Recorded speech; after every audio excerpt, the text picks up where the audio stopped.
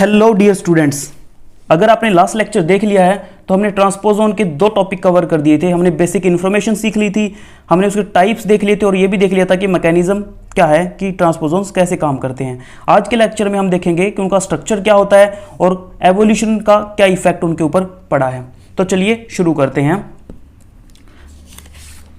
Structure के अंदर हम आज जिस स्ट्रक्चर की बात करेंगे वो होगा प्रोकैरियोट्स का,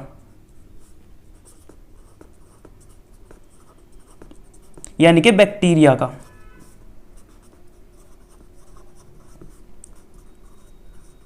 सो बैक्टीरिया के अंदर जितने भी जो ट्रांसपोजोन पाए जाते हैं वो डीएनए ट्रांसपोजोन्स होते हैं। 2000 डीएनए ट्रांसपोजोन्स। और जैसा कि मैं आपको ऑलरेडी बता चुका हूं कि जो डीएनए ट्रांसपोजोन्स होते हैं वो कट पेस्ट मैकेनिज्म शो करते हैं।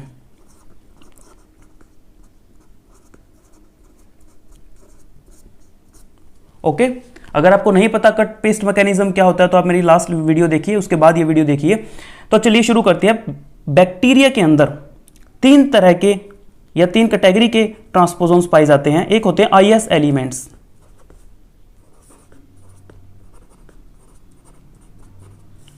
उसके बाद है कंपोजिट ट्रांसपोजोन्स,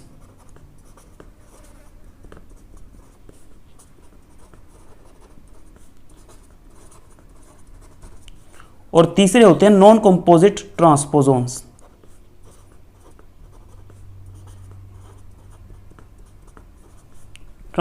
ओके, तो मैं एक एक करके सबका स्ट्रक्चर कवर करता हूं और थोड़ी सी बेसिक इंफॉर्मेशन आपको देता हूं।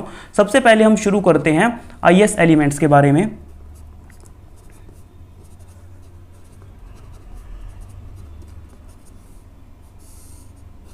आईएस का मतलब होता है इंसर्शनल सीक्वेंसेस।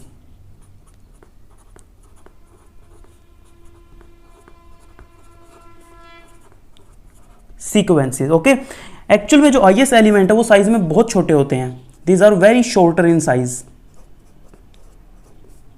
तो इनका जो साइज रहता है ये रहता है लगभग 1 KB के आसपास, अराउंड 1 KB, या आप बोल सकते हैं 1000 बेस पेयर। ओके, एक ही बात है। ये आईएस एलिमेंट जो है ये बैक्टीरिया के अंदर मोस्ट कॉमन है।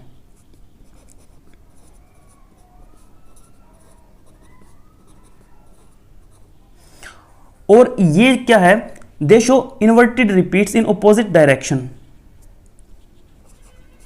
दे शो इन्वर्टेड रिपीट्स। अब इन्वर्टेड रिपीट्स क्या होती है मैं बताऊंगा ये भी आपको। दे शो इन्वर्टेड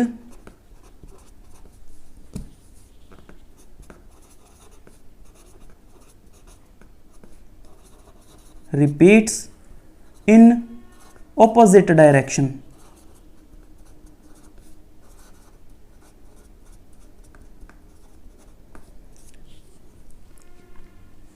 सो इन्वर्टेड रिपीट क्या होती है एक बार मैं आपको यह बता देता हूं। देखिए, मान लीजिए अगर मैं कोई सीक्वेंस बनाऊं ऐसे करके, for example A T G C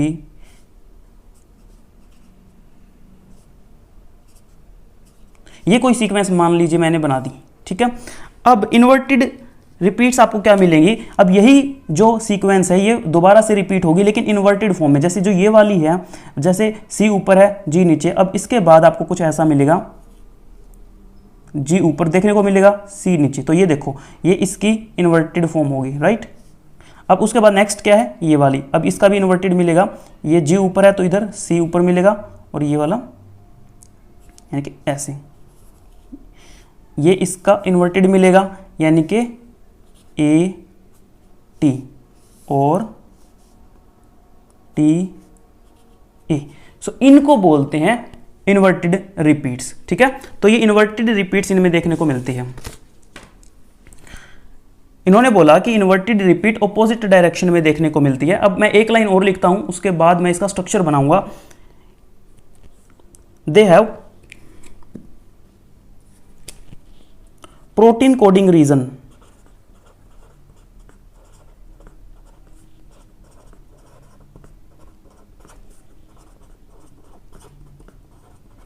between inverted repeats के बीच में प्रोटीन कोडिंग रीजन आपको देखने को मिल जाएगा, that will code for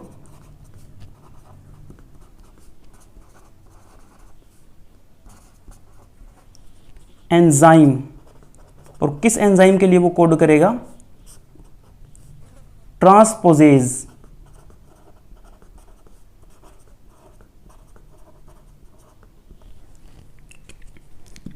so इस एंजाइम के लिए कोड करेगा very very IMP.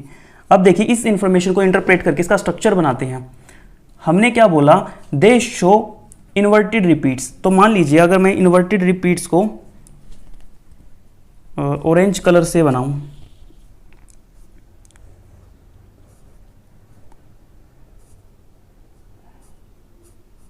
For example ये इन्वर्टेड रिपीट है, this is I R, okay.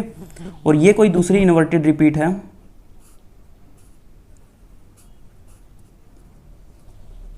I R.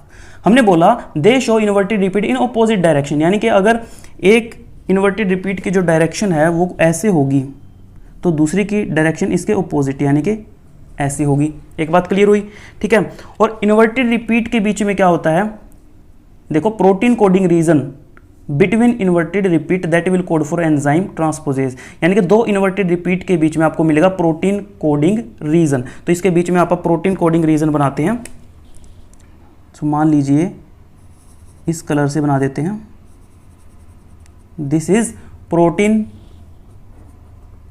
Sorry P है ये, protein coding reason, okay. PCR protein coding reason, जो कौन सा प्रोटीन बनाएगा? ट्रांसपोजेज। और उसके बाद बाकी का स्ट्रक्चर पूरा कर देते हैं हम डीएनए का। मान लीजिए कुछ ऐसा, आपको पता है एक तरफ 5 प्राइम होता है, एक तरफ 3 प्राइम, और इसका दूसरा स्टैंड बनाएंगे तो 3 प्राइम 5 प्राइम,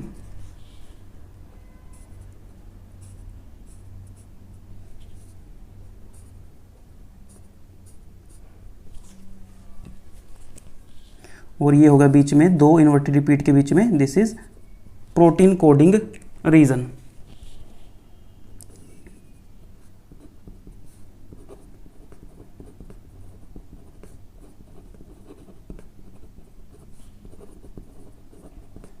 और ये कौन सी प्रोटीन की कोड करेगा? ये बनाएगा ट्रांसपोजेज एंजाइम, ट्रांसपोजेज एंजाइम को ये बनाएगा। तो ये जो स्ट्रक्चर अपना बना है ये एक आईआर है, ठीक है। ये बनेगा एक, सॉरी आईआर नहीं, आईएस एलिमेंट, यानी कि ये कंप्लीट यहां से यहां तक का, दिस इज आईएस एलिमेंट।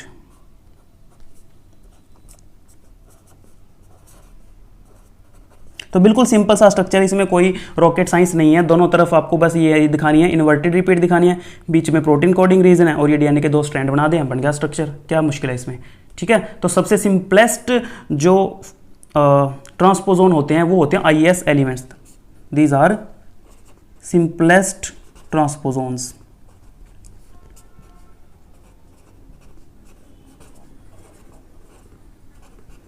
ठीक है। अगर बैक्टीरिया में देखें तो इनके एग्जाम्पल क्या होंगे? एग्जाम्पल आपको कुछ ऐसे मिलेंगे, in E coli, like IS1, IS2, IS3, IS4 and so on. ठीक है। तो ये अपना एक स्ट्रक्चर कवर हो गया। अब दूसरे की बात करते हैं, कंपोजिट एलिमेंट्स की। नाम से ही पता चल रहा है कंपोजिट, यानी कि दो जो जुड़ने से बनता है। तो ये क्या होता है? ये 2 आईएस एलिमेंट के आप जब आपस में जुड़ते हैं तो उससे बनते हैं। तो ऑब्वियसली जुड़ने से बनेगा तो ये पहले वाले से तो बड़ा ही होगा। So these are longer than IS elements, longer than IS elements, right. उसके बाद कब बनेंगे ये? जैसा कि मैंने आपको बताया, they will form when 2 IS inverted sequences, IS elements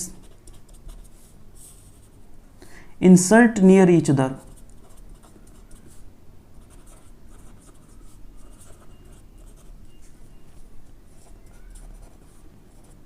जब दो IS एलिमेंट एक दूसरे के पास पास इंसर्ट हो जाते हैं तब कंपोजिट एलिमेंट बनते हैं। तो नाम से ही पता है कंपोजिट मतलब दो के जुड़ने से ये बन रहे हैं।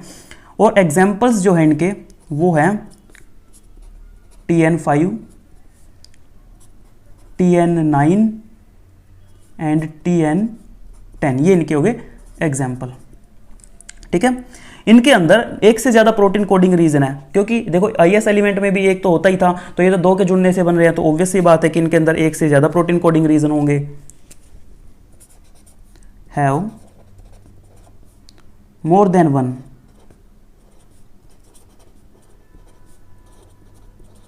Protein coding reason.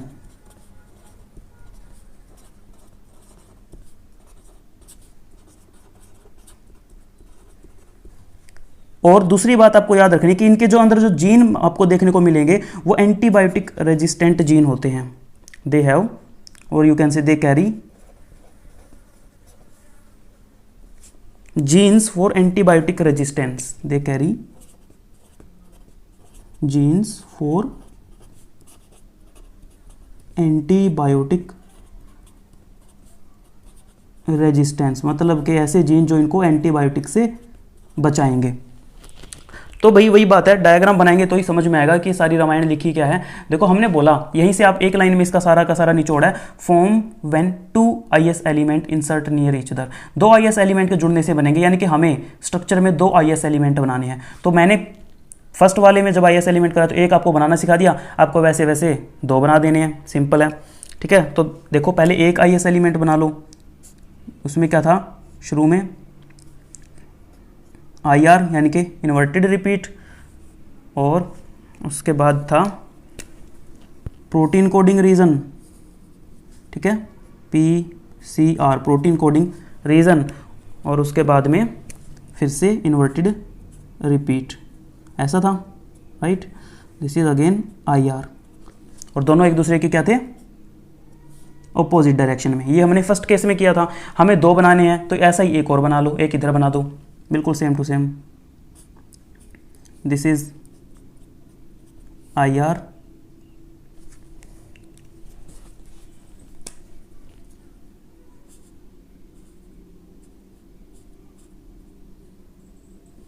this is protein coding region, again IR inverted repeats,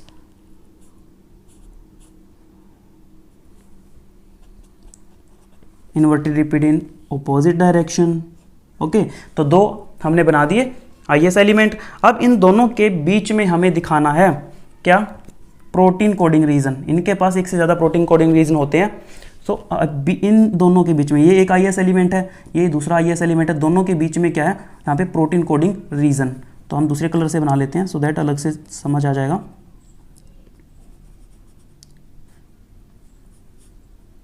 और ये जो रीजन है ये क्या कोड करता है, एंटीबायोटिक रेजिस्टेंट जीन रहते हैं ये। So this is antibiotic resistant gene, या मैं आपको बता ही देता हूँ कि मैं जो स्ट्रक्चर बना रहा हूँ वो TN9 का है, तो उसके अंदर ये क्लोरेम्फेनिकोल रेजिस्टेंट जीन होता है। This is chloramphenicol, that is an antibiotic resistant gene. ठीक है, सो एंटीबायोटिक रेजिस्टेंट जीन के दोनों तरफ क्या है अपने IS एलिमेंट्स हैं। एक IS एलिमेंट इधर हो गया, this is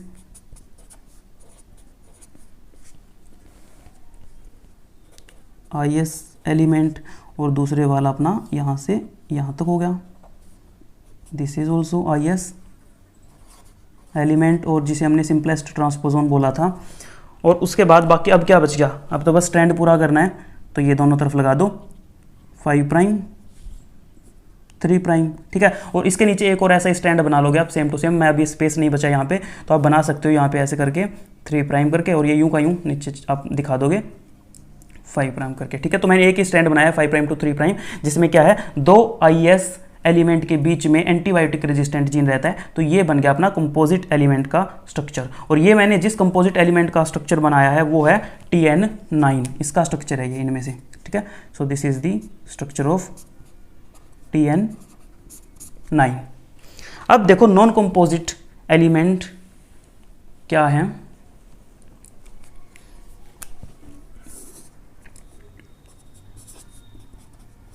non composite elements, ठीक है। पहली बात तो इनके अंदर आपको IS एलिमेंट देखने को नहीं मिलेंगे। First point, they don't have IS elements. Terminal position पे आपको कोई भी IS एलिमेंट यहां पे देखने को नहीं मिलेगा। इनमें सिर्फ इन्वर्टेड रिपीट्स होती है, only inverted repeats, IR। Let me write, inverted repeats are present, ठीक है। तो इनका एग्जाम्पल है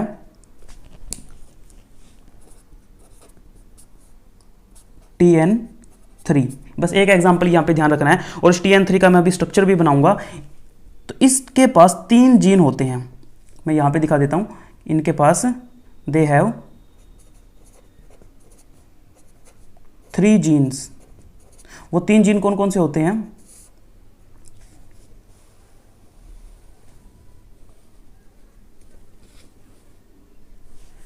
एक होता है बीटा लैक्टामेज, या एक जो जीन है वो कोड करता है बीटा लैक्टामेज के लिए।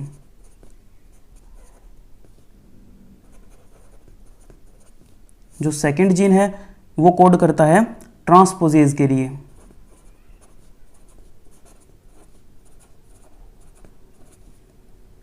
And third is resolvase. तो ये 3 अलग अलग जीन हैं जो 3 अलग अलग एंजाइम के लिए कोड करते हैं। बीटा लैक्टामेज क्या करेगा? सबसे पहले तो ये देखिए, बीटा लैक्टामेज क्या करता है? लैक्टम एंटीबायोटिक से बचाता है। सीधी सी भाषा में बोलो तो जो पेनिसिलिन वाली एंटीबायोटिक है उनसे बचाता है। प्रोटेक्ट फ्रॉम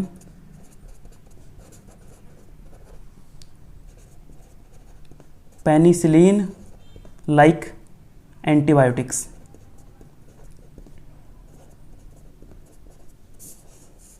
ठीक है, पेनिसिलिन जैसी एंटीबायोटिक से बचाता है ये। ट्रांसपोजेज का हमें पता ही है, ट्रांसपोजेज का क्या काम का होता है भाई? जीन को एक जगह से उठा के और डीएनए के अंदर दूसरी जगह पे उसको, एक जगह से उठा के उसको दूसरी जगह पे पटक देना।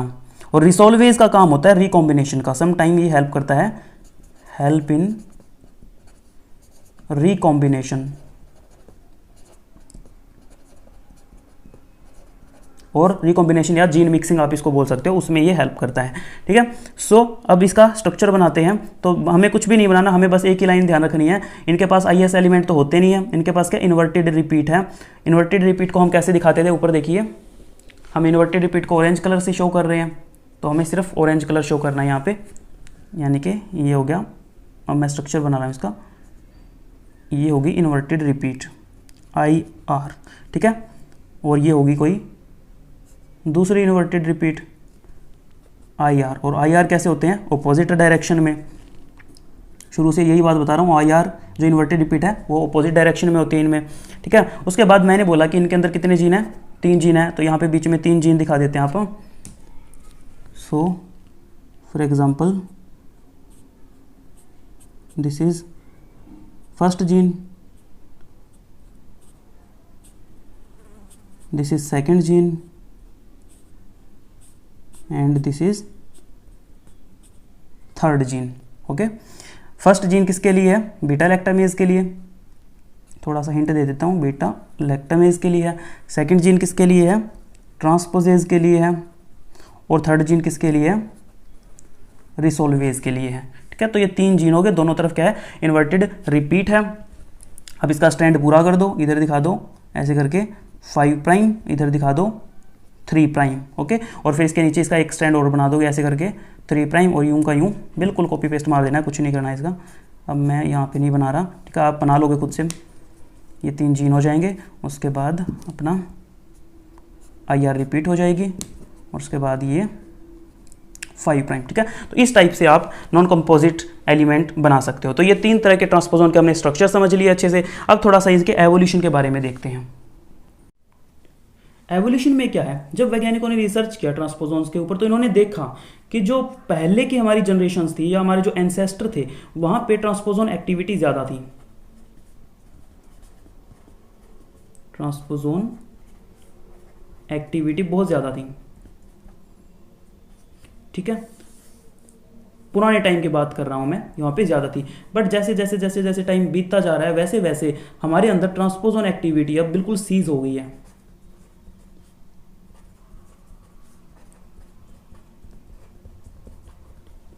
क्या हो चुकी है, सीज, यानी कि ऑलमोस्ट रुक चुकी है। अब हमारे अंदर जो ट्रांसपोजोन है या बाकी ऑर्गेनिज्म के जो ट्रांसपोजोन है वो उतने एक्टिव नहीं है या वो उतना एक्टिव पार्टिसिपेशन नहीं कर रहे हैं। और ऐसी बात नहीं कि हमारे अंदर ट्रांसपोजोन नहीं है, हमारे अंदर हमारे जीनोम में 45%, इवन मैमल्स के जीनोम में,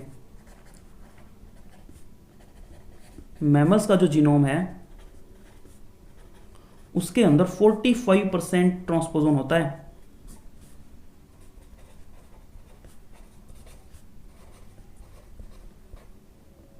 बट पिछले कई सालों की रिसर्च से पता चला है कि, अब मैं सिर्फ ह्यूमन के केस की बात कर रहा हूं, मैं बाकी ऑर्गेनिजम्स की बात नहीं कर रहा, क्योंकि मैमल्स में ह्यूमन भी आता है। तो अब ह्यूमन की बात करते हैं कि ह्यूमन के अंदर काफ़ी सालों से ऐसी कोई एक्टिविटी का कोई एविडेंस नहीं मिल रहा है। ऐसा पता चल रहा है कि ह्यूमंस के अंदर जो ट्रांसपोजोन थे वो ऑलमोस्ट सीज हो गए हैं या उन्होंने काम करना बंद कर दिया, या बोल सकते हैं बहुत कम काम कर रहे हैं। ठीक है, so in humans there is no evidence, मैं पूरी लाइन लिखता हूं, there is no evidence for DNA transposon activity.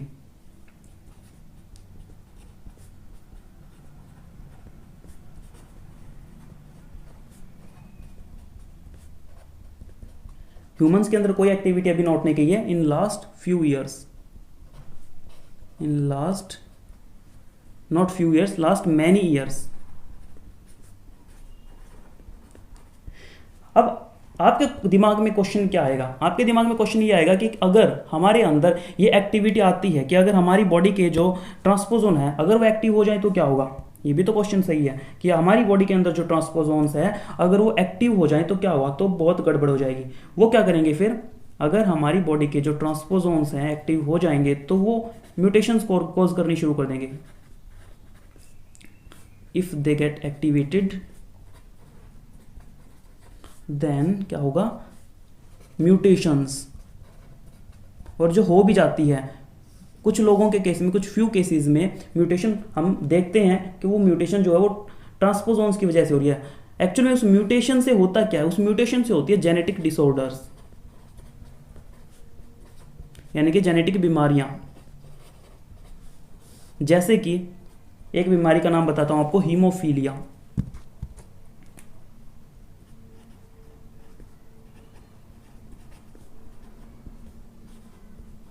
एक बीमारी है कैंसर। सो कैंसर के और भी बहुत सारे रीजन हैं जिनमें से ट्रांसपोजोन भी एक रीजन हो सकता है। और एक आप बोलोगे कि सर ऐसा कैसे कर सकता है ट्रांसपोजोन, तो अगर ट्रांसपोजोन काम करने लग जाए हमारे अंदर, हमारे बॉडी के अंदर बहुत सारे ट्रांसपोजोन हैं, अगर वो एक्टिव हो जाएं तो क्या करेंगे। मान लीजिए ये कोई ट्रांसपोजोन है, ठीक है, और ये हमारा पूरा का पूरा डीएनए है, दिस इज कंप्लीट डीएनए। और इस डीएनए के अंदर ये कोई हेल्दी जीन है, this is a healthy gene, ठीक है। इधर ये है अपना ट्रांसपोजोन। अब हेल्दी जीन अपना काम आराम से कर रहा है और अपना जो भी प्रोटीन वगैरह बनाना है वो बना रहा है। बट ये ट्रांसपोजोन क्या करेगा, मैंने लास्ट लेक्चर में बताया था, ट्रांसपोजोन कहीं भी जाके घुस जाते हैं। और अगर ये ट्रांसपोजोन जा करके इस हेल्दी जीन की सीक्वेंस के बीच में घुस जाएगा तो ये हेल्दी जीन अपना काम करना बंद कर देगा, और जिसकी वजह से होगी mutation, that will lead to genetic disorder. इस टाइप से बीमारियां करते हैं। बट आप शुक्र मनाइए कि हमारे जो ट्रांसपोजोन्स है वो काम नहीं कर रहे हैं, वो नॉन फंक्शनल हो चुके हैं ऑलमोस्ट। कभी कभार कोई रैंडम लाखों में से कोई केस में ये थोड़ा बहुत एक्टिव हो जाते हैं तो ये बीमारी हो जाती है, अब एक पॉइंट और आपको याद रखना है कि ह्यूमन के अंदर जो मोस्ट कॉमन ट्रांसपोजोन है वो है ALU sequence, most common transposon in humans, it is ALU। Okay, ALU या इसको एलयू सीक्वेंस बोल सकते हो आप। ये ह्यूमंस के अंदर सबसे ज़्यादा पाया जाता है और इसके अंदर लगभग 300 बेसिस हैं। It has approximately 300 bases long. So ये कुछ बेसिक सी इंफॉर्मेशन थी एवोल्यूशन के बारे में। तो आई थिंक आपको दोनों का दोनों कॉन्सेप्ट क्लियर हो चुके हैं, आपको स्ट्रक्चर समझ में आ गया है और आपको एवोल्यूशनरी पार्ट भी समझ में आ गया है। तो मिलते हैं नेक्स्ट लेक्चर में। Thank you so much.